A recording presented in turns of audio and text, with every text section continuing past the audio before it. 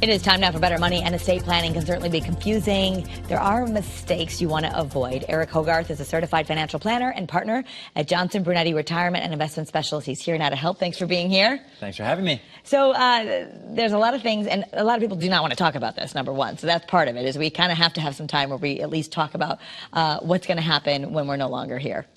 Yeah, it's not fun to talk about dying, but it's important. I mean, and a lot of people, over half of retirees, don't have a will, or you have a will that's so old that you got it when your kids were born and now you're grandparents. And I know we want to think about living forever, but you need a plan if you don't.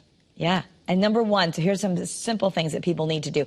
Don't forget to designate beneficiaries. You have money and they need to know who to give it to. People think about, well, do I need a trust? And that costs a lot of money. It's just slow down. Start with a beneficiary. That costs no money. No money. Like, you look at your bank account. Do you have a transfer on death on it? Most people don't. You should. How do you do that? Free. Call them up and say, I need a transfer on death? Just go to the bank and say, I want to list the beneficiary or transfer on death on it. And it just makes life easier. It costs nothing. Yeah. And it makes a huge difference on taxes. I mean, we've seen scenarios where someone has died and their family member had not designated that. Now the money's locked up for like 3 months. And it's, well, how do we pay for a funeral? Versus a little piece of paper would have avoided that. It would have fixed everything. Okay. Yeah. Understand your estate plan.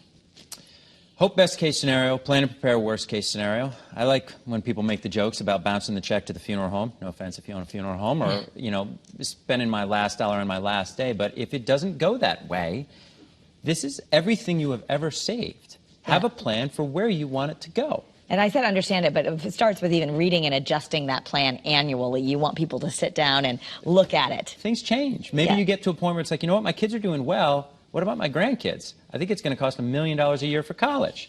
You know, maybe you adjust it, but you should certainly talk about it annually. Okay. And you want to talk with your family about your estate plan. Now, this is something else that sometimes people are uncomfortable asking about. And, you know, in the movies, they don't get the will until after everyone's dead. But you think everyone needs to talk about the plan.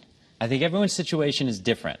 I think it is wise for some people to be guarded on that information. But you certainly don't want people rushing around saying, well, did they have any money? When they, not about inheritance, but just about mistakes that are made if people are left in the dark trying to figure it out after someone's gone. Okay, and if you wanted some help doing this, you have a free offer. It's The Greatest Gift, and it outlines your wishes with a estate plan.